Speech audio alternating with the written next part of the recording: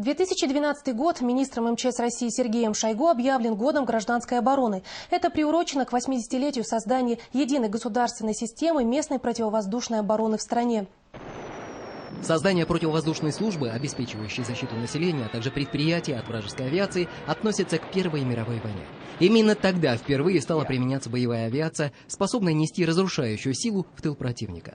С началом Великой Отечественной войны, с первых ее дней, все службы и силы местной ПВО были приведены в боевую готовность, и уже тогда система показала высокую эффективность.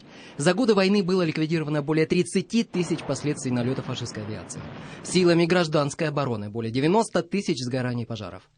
Сегодня специалисты гражданской обороны России, а также Бурятии, выполняют свою службу в различных подразделениях.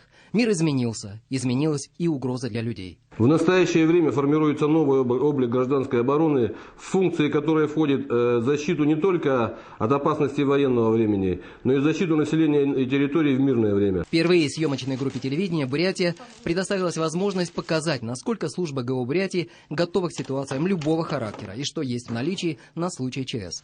В данном складе мобилизационного резерва Республики Бурятия хранятся средства индивидуальной защиты, предназначенные в случае угрозы возможного применения противником оружия массового поражения, средства индивидуальной защиты. Все средства индивидуальной защиты готовы к применению. Проходит лабораторное тестирование, определенный порядок их хранения. Определен порядок вывоза и подвоза средств индивидуальной защиты на пункты выдачи средств защиты.